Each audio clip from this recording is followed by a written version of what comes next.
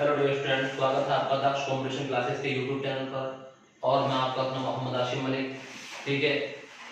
और आज मैं लेकर आया हूँ आपके लिए कैलेंडर की तीसरी वीडियो, जो आपके लिए वेरी महत्वपूर्ण रहेगी। तो स्टूडेंट, हमारा तीसरा टाइप जो है वो आप लोगों को दिख रहा होगा कि क्या है, और आप लोग अच्छे जानते हैं कि सर तीसरा टाइप हमारा क्या बता रहा है। देखिए, तीसरा टाइप हमारा है कि जब वर्ष एवं यानी जब वर्ष एक समान हो लेकिन दिन और माह अलग अलग हो, ठीक है स्टूडेंट। यानी कि इससे पहले मैंने आपको बताया था कि जब डेट और मंथ सेम हो और आपका साल क्या हो, अलग अलग हो। और आज मैं आपको बता रहा हूँ स्टूडेंट कि जब हमारा वर्ष एक समान हो लेकिन दिन और माह अलग अलग हो, ठीक है स्टूडेंट। तो आज की वीडियो आपके लिए वेरी महत्वपूर्ण रहने वाली है, क्योंकि इस तरह के प्रश्न कई बार पूछे जाते हैं एग्जाम में कि बताइए इस तारीख को ये दिन था तो उस तारीख को क्या होगा, ठीक है। जिसमें कि आप लोगों को पता चलेगा कि सर आपके साल सेम है और डेट और मंथ क्या है, अलग अलग है। तो स्टूडेंट, इस प्रश्न को समझने से पहले एक बात आप सही से समझ लें कि जो भी मेरे स्टूडेंट, जितने भी स्टूडेंट वीडियो देख रहे हैं, अगर उन्होंने चैनल को सब्सक्राइब नहीं किया तो एक बार चैनल को सब्सक्राइब कर ले, वीडियो को लाइक कर दें। क्योंकि आप लोग जानते हैं कि सर जब तक हम किस चीज का लाभ नहीं उठा पाएंगे तो हमें कोई बेनिफिट नहीं होगा। तो इससे बेहतर यह है कि अगर आपको मेरी वीडियो सभी देखनी है, आपको नोटिफिकेशन मिल जाएगा, आप वीडियो में जाकर देख सकते हैं, ठीक है। आप इससे बेहतर यह है कि आप इसको सब्सक्राइब, लाइक और शेयर जरूर कर ले, ठीक है स्टूडेंट। तो बने रहे मेरे साथ। तो हमारा आज टाइप ये है कि जब वर्ष एक समान हो लेकिन दिन और माह अलग अलग हो। तो पहला प्रश्न है कि 15 अगस्त 2005 को शुक्रवार है। 15 अगस्त 2005 को शुक्रवार है। तो बताना है कि 29 अप्रैल 2005 को कौन सा दिन होगा, ठीक है स्टूडेंट। तो ये हमारा प्रश्न है कि 29 अप्रैल 2005 को कौन सा दिन होगा। चलिए करते हैं और स्टूडेंट की कैसे होगा इसका सॉल्यूशन। आप लोग अच्छे जानते हैं कि सर इसका सॉल्यूशन हमें किस तरह से करना है। देखिए देखिए स्टूडेंट, यहाँ पे एक काम करना आप लोगों को। जैसे हमें पता है कि ये हमारा अगस्त है और ये हमारा क्या है, अप्रैल है। तो आप लोगों को क्या करना है, इसमें आप लोगों को एक काम करना है कि अगस्त और अप्रैल है। आप ये बताइए कि इन दोनों माह में कौन सा महीना पहला आता है, अप्रैल या अगस्त। तो आप सभी बच्चे ये कहेंगे कि सर जो पहला मंथ आएगा वो हमारा अप्रैल का आएगा और बाद वाले मंथ होगा वो अगस्त का होगा। चलिए, अगर आप इतना जानते हैं कि पहला अप्रैल आएगा फिर बाद में अगस्त आएगा, तो पहला आप अप्रैल से अगस्त तक लिख लीजिए। अप्रैल का ए, अप्रैल का मई, जून, जुलाई और अगस्त, ठीक है। पहले अप्रैल लिखा, फिर हमने मई लिखा, फिर जून, फिर जुलाई, फिर अगस्त लिखा, ठीक है स्टूडेंट।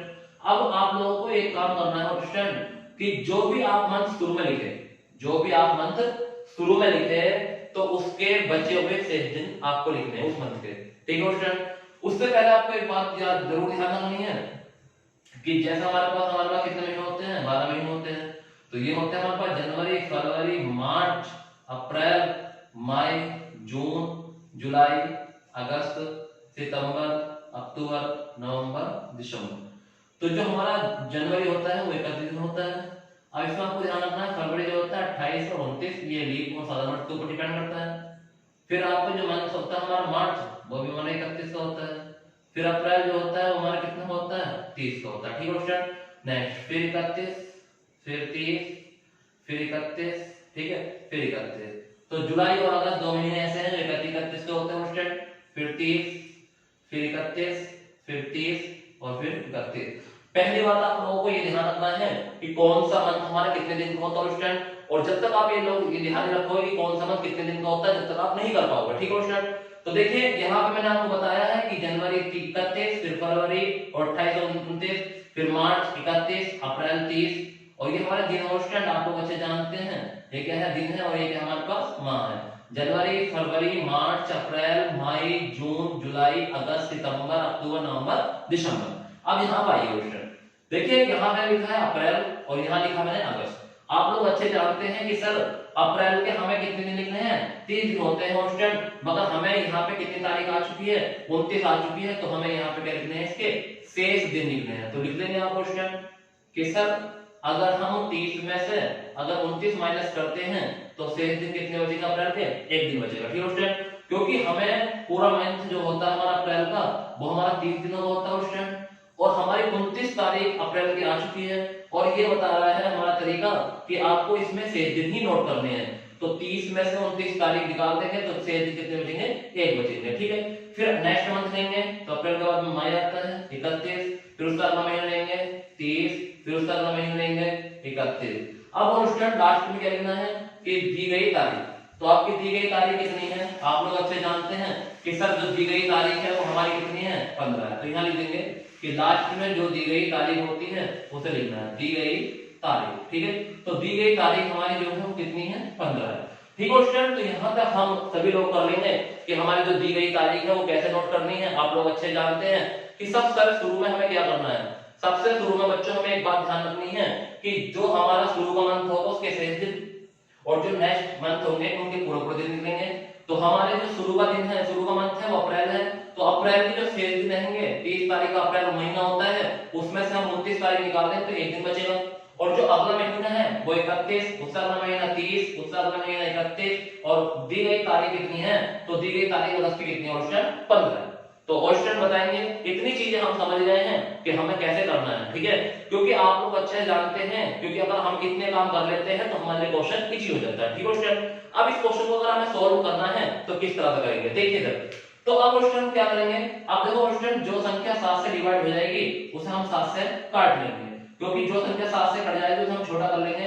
अगर हम इसे 7 से डिवाइड करते हैं, इसे 7 से डिवाइड करते हैं, इसे 7 से डिवाइड करते हैं, इसे 7 से डिवाइड करते हैं, तो आप अच्छे जानते हैं कि सर ये 7 से डिवाइड करेंगे तो एक ही रिमाइंडर होगा प्लस। अगर हम ये 7 से डिवाइड करते हैं स्टूडेंट तो 7 चौक 28, जो हमारा बचेगा कितना बचेगा, हमारा 3 बचेगा। ठीक है, तो अगर हम ये 7 से काटते हैं तो 2 हो जाएगा स्टूडेंट। अगर हम इसे 7 से काटते हैं तो यहाँ हमारा कितना हो जाएगा, 3 हो जाएगा। अगर स्टूडेंट हम 7 से काटते हैं तो कितना हो जाएगा, 1 हो जाएगा। ठीक है, तो पहले हम ये संख्या को 7 से डिवाइड करेंगे तो हमारा रिमाइंडर 1 ही बचेगा, पूरी संख्या नहीं कट पाएगी। अगर हम 7 से 28 31 को काटते हैं तो 7 यानी 7 चौक 28, रिमाइंडर कितना बचा, 3। और स्टूडेंट जितनी बार हमारा डिवाइड हो जाता है उसे हम नोट नहीं करते हैं, सिर्फ हम नोट इसे करते हैं जो हमारे पास रिमाइंडर बचता है। ठीक है, तो हमारे पास जो रिमाइंडर बचा है वो स्टूडेंट वो कितना बचा है, 3 बचा है। अगर हम 7 से डिवाइड करते हैं तो रिमाइंडर कितना बचा है, 2 बचा है। अगर हम 7 से डिवाइड करते हैं और स्टूडेंट तो रिमाइंडर कितना बचा है, 3 बचा है। अगर 7 से डिवाइड करते हैं रिमाइंडर कितना बचा है, 1 बचा है, तो एक हम यहाँ लिख लेंगे। तो स्टूडेंट आप अच्छे समझ होंगे कि सर जो भी मंथ होगा उसे छोटा करने के लिए हम 7 से डिवाइड कर लेंगे और 7 से तब तक काटते रहेंगे और स्टूडेंट जब तक वो 7 से कम न रह जाए। फिर इन्हें सबको जोड़ेंगे और फिर हम 7 से डिवाइड कर देंगे। तो इन्हें जोड़ेंगे हमें कितना है, 4, 4 और 2 6, 6 और 3 9 और 1 10। तो स्टूडेंट हमारा आया 10/7 और 10/7 को हम डिवाइड करेंगे तो 7 कितना 7, रिमाइंडर आप कितना बचेगा स्टूडेंट, तो हमारा 3 बचेगा।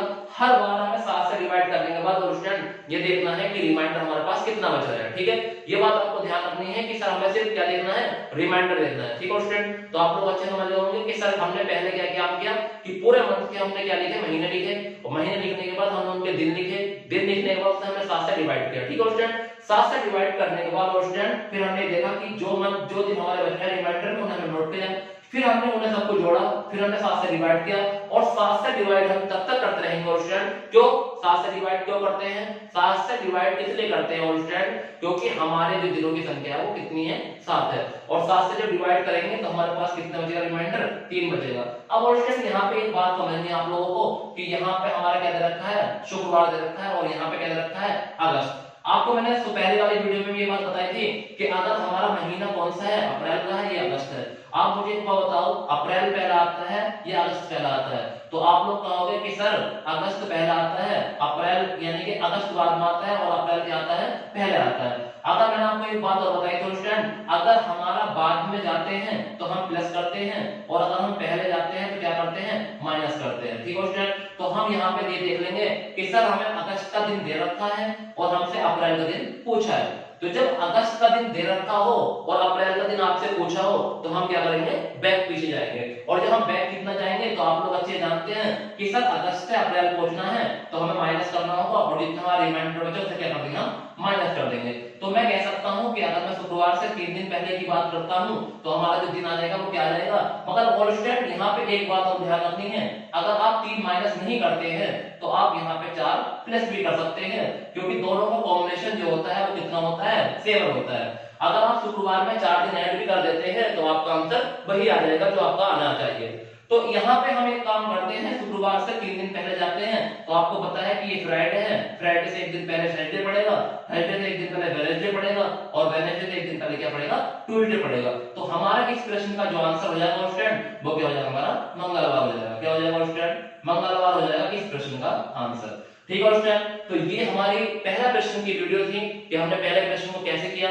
इससे नेक्स्ट एक क्वेश्चन और बता रहा हूं आप लोगों को, मैं एक क्वेश्चन और देखेंगे नेक्स्ट प्रश्न। ठीक है स्टूडेंट, अगर इस तरह का एक क्वेश्चन और बता देता हूं आप लोगों को, फिर आप आराम से इस टाइप के जितने भी क्वेश्चन बनेंगे आप आराम से कर लेंगे। ठीक है स्टूडेंट, देखिए एक प्रश्न और बता रहा हूं, और पहली बात इस क्वेश्चन का स्क्रीनशॉट लेकर अच्छे से समझें, क्योंकि एक एक चीज मैंने बहुत बारीकी से बताई है। आप अगर एक बार समझ में आए, वीडियो को 3 से 4 बार देखिए। स्टूडेंट ये बात आपको करनी है, अगर 1 या 2 बार में आपको समझ में नहीं आता है तो आप वीडियो को 1 से 2 या 3-4 बार जितना भी मन करे उतनी बार देखिए, क्योंकि जो चीज आपको पढ़ाई जा रही है वो ऐसी चीज है जो आपके आने वाले किसी भी एग्जाम में आपके लिए महत्वपूर्ण रहने वाली है। ठीक है स्टूडेंट, तो अगर आपको इसमें कोई दिक्कत हो तो आप मुझसे कमेंट बॉक्स में पूछ सकते हैं, कि कहीं भी अगर कोई दिक्कत हो आप कमेंट बॉक्स में कर सकते हैं। ठीक है स्टूडेंट, चलिए इसका एक प्रश्न और बताता हूं आप लोगों को, फिर उसके बाद आगे इसकी चर्चा होगी। ठीक है, देखिए